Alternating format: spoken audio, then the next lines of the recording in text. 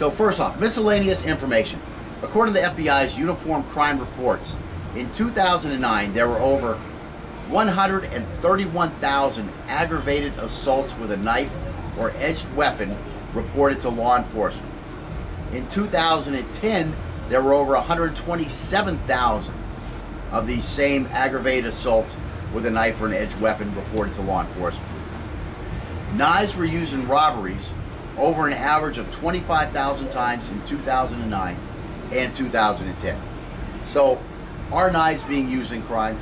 Yes, they are. What are your odds? I don't know. I didn't really look at the total, how many per 100,000, that type of stuff. Although all that information is out there. You can just get lost looking at the FBI's Uniform Crime Reports. There's so much good information if you're a guy who's into that stuff, law enforcement, or into teaching self-defense, and you want to see some realistic numbers. Let's see. Then I go on to say, any fight in which a knife is used is a knife fight. Okay? If there's a fight and there's a knife involved, it's a knife fight. Now, knife versus knife fights are less common than a knife fight where only one person has a knife.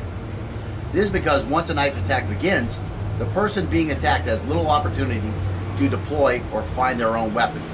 Thus, of the 100,000 times a year that knife assault occurs, usually the person being attacked needs to defend himself from the attack while being unarmed. So is it what's the word I'm looking for? Is it useful? Is it what's your C word like that?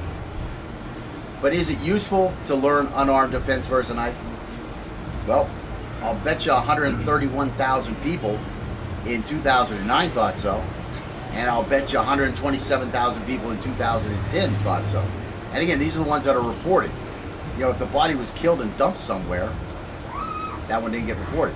If the guy was getting his bag of drugs stolen from him, he probably didn't report it either. So yeah, there's even more than that out there. And these are all people who probably wish they knew how to defend a knife attack and do so in a manner that allowed them to kick some ass.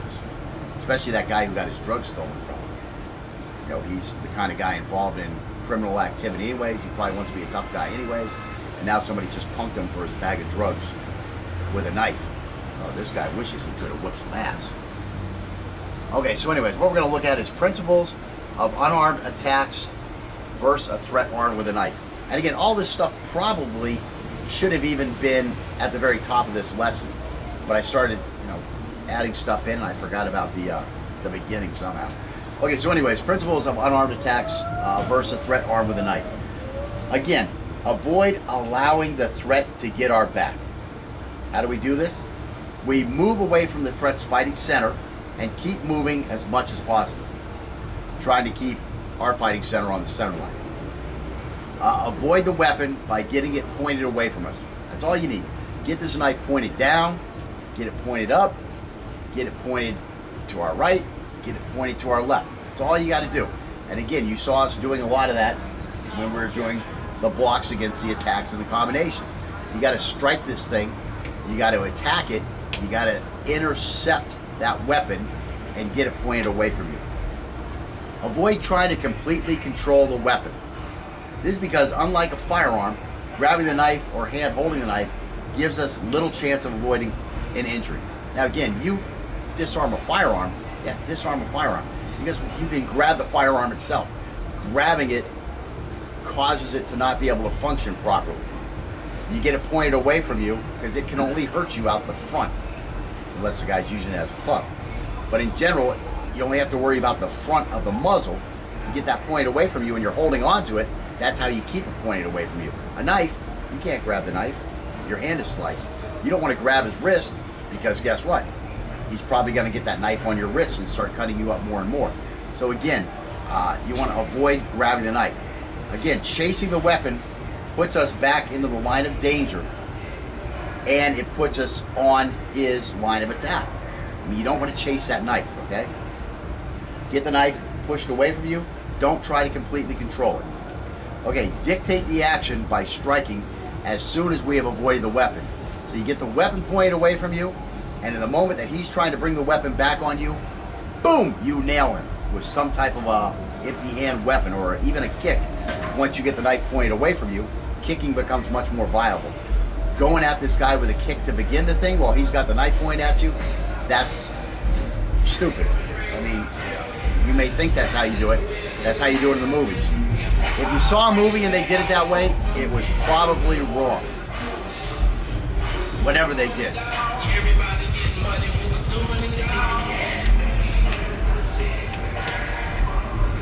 Life in the hood, bro.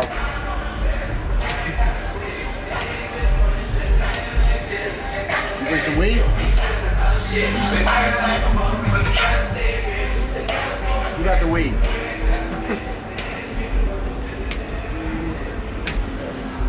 Smoke weed every day. All right, so again, 4, avoid trying to completely control the weapon. 5, dictate the action by striking as soon as we avoid the weapon. 6, let's get on a new one.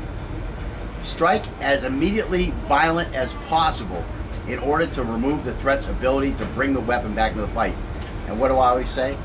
Fingers to the eyes, guys. Fingers to the eyes. Watch any boxing match, watch any MMA match. Guys get touched in the eyes, and these are tough guys. They go down like a bitch. And that's what you want to happen here. I mean, this guy, what's he trying to do? He's trying to put this knife in you. Guess what? If he can't see, let him have the knife all he wants. I mean, blind guys only win fights in Longstreet. That old TV show. All right, so anyways, sorry, blind guys. Oh, and also on Kung Fu. 2 Bruce Lee type shows, right? Bruce Lee, Longstreet. Bruce Lee was the guy who invented Kung Fu. And those are the 2 shows where you shoes, a really big shoe. Some of you young kids won't know what the fuck I'm talking about. You know what I'm talking about? Yeah, Dave Carradine. No, really big shoe. Really big shoe. You old guys. Anyways, there was this guy who used to do a talent show. Tonight we have a really big shoe. Some German. I can't remember his name off the top of my head. Anyways, Lawrence Welk show. Had the Beatles on there, had the Stones on there, had freaking and this was like a changing of time back in the 60s. So this guy was like old school, and he was bringing on these new acts, and you know, he could not bring them on because they were so popular. Right. But it's like, I think the Stones didn't screw him, but Jim Morrison screwed him. He was supposed to change the words to the song because, you know, Lawrence Welk was a clean family show. Right. You know, back when they had such a thing. And I think Jim Morrison, "Come on, baby, light my fire." I think he was supposed to change the words, something like that. Maybe he did. He never got back on the Lawrence Welk show. Like he gave a F. Okay, so anyways, so again, this guy has pulled a knife. He's attacked us with the knife. We've got it pointed away from us, and now we have an opening for a strike. What are you gonna do? You're gonna be nice now? No. You're gonna stuff those fingers right in his eyes, drop a big elbow on his chin. You want to slam this guy at this point. I mean, if there's a technique that you can always kill a guy with, this would be the time to throw that technique. All right, so we're going to avoid trying to use a kicking attack. Again, why do we want to avoid a kicking attack? We're going to talk about that a little more. But real quick, you don't want one of your legs to get stabbed or slashed. How are you going to get away? How are you going to avoid him? How are you going to get in position to properly deliver your attack?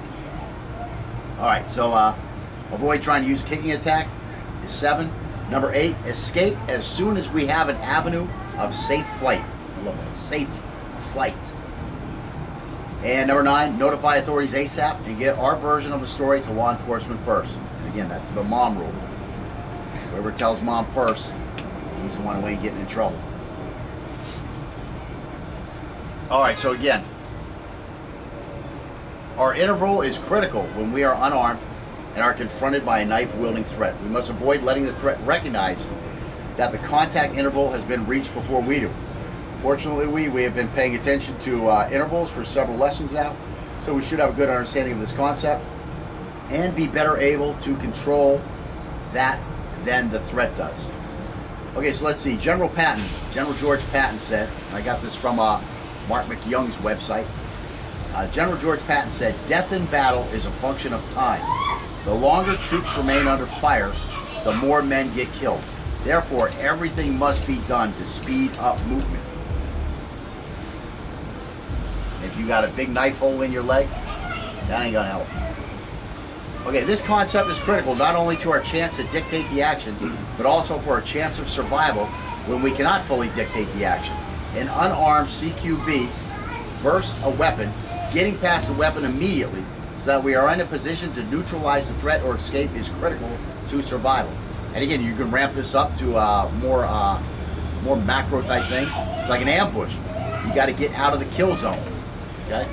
You got to come and attack the problem, not just defend the weapon that's firing on you. Okay, the problem is that we will rarely have the ability to ensure complete control of the weapon before attacking the threat. Fighting for control of the weapon means we will remain under fire for a longer period of time, and this is a danger we must avoid. Instead, focus on momentarily getting the weapon out of play, again pointing away from us, and then attacking or maneuvering the threat in order to secure escape from the area. Now again, a nice strike to the jawbone to knock this guy out, that's great. Also, a big check on his shoulder to turn him away from you so that now you can get past him and get the hell out of the area, that's great too. Both of them allows you to successfully defend yourself.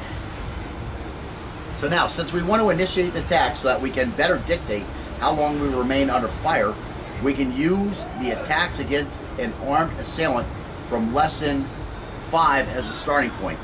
Since we are in the same stance without the knife as with the knife, there's not much new here. The difference again is both hands will be held high. And again, you know, I hold my fingers up a lot of times just because of my trapping and catching skills. I don't want to take the time to go from a fist to an open hand. It's also been told to me that what's the word I'm looking for? Anyways, physically, you move quicker with your hands open than when they're closed. I got that from Tony Plow or something along the way.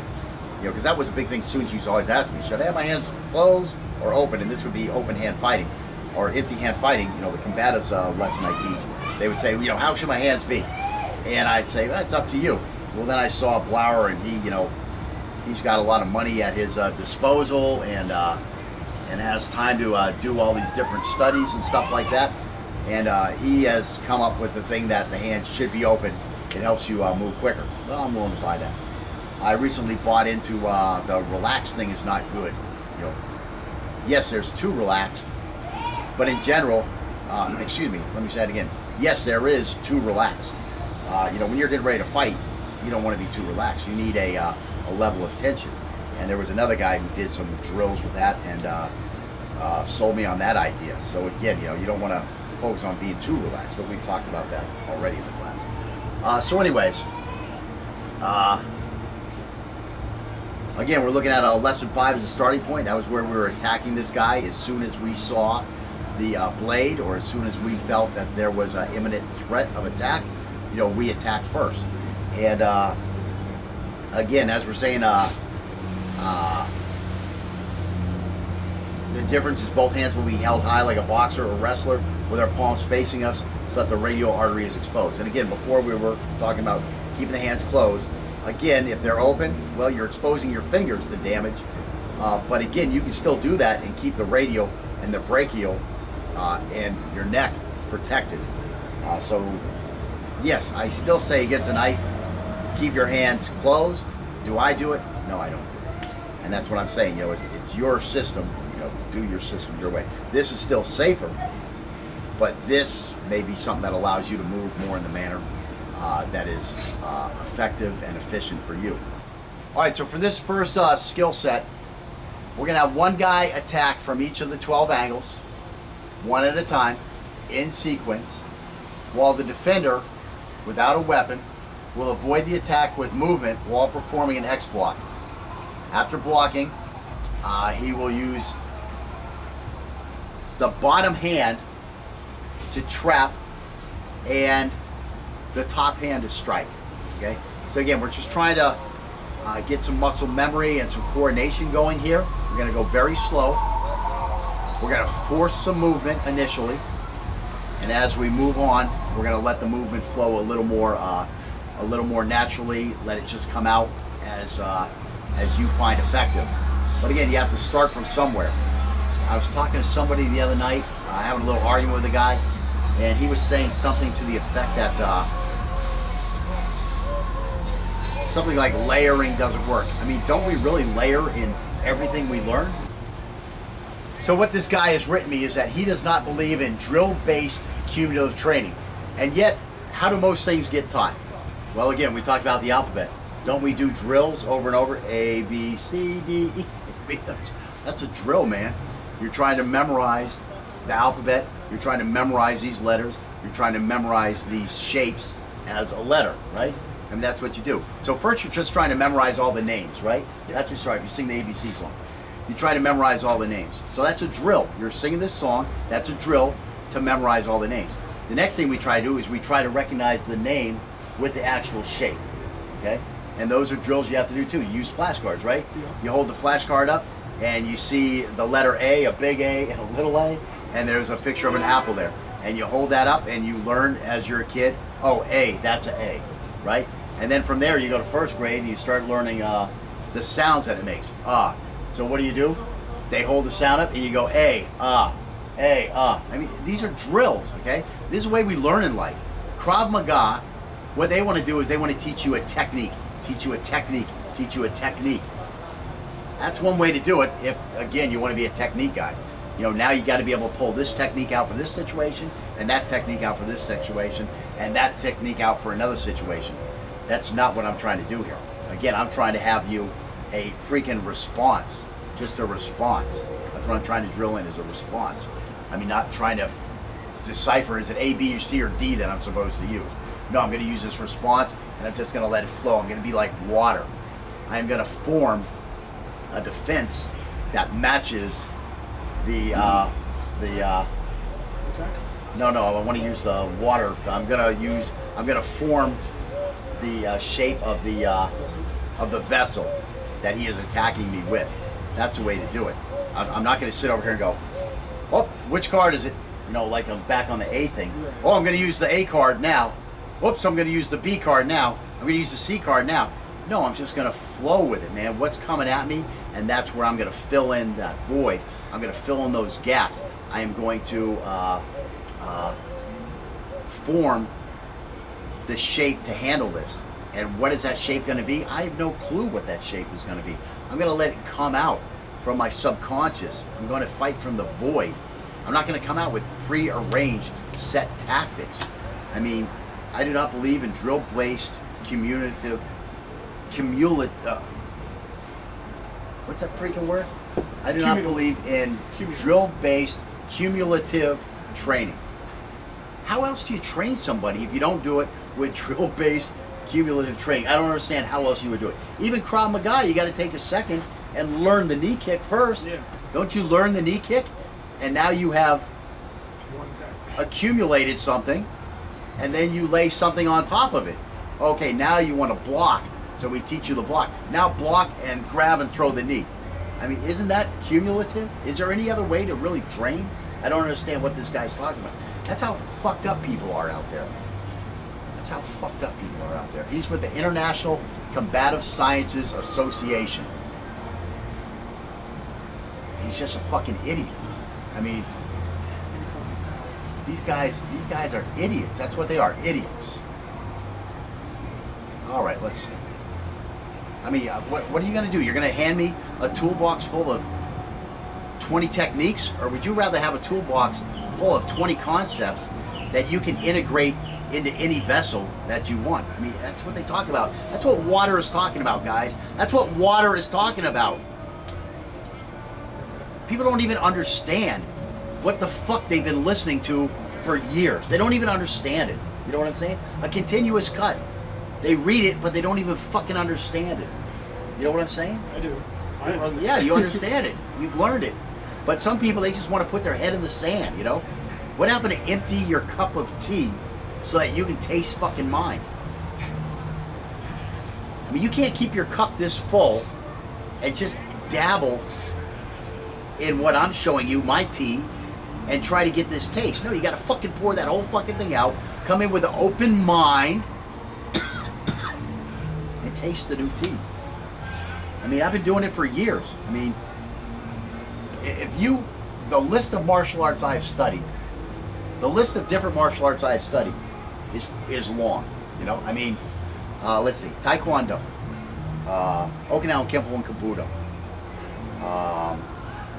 Shorin-ryu, Ninjutsu, Kuk-Sul-Won, Tang Soo Do,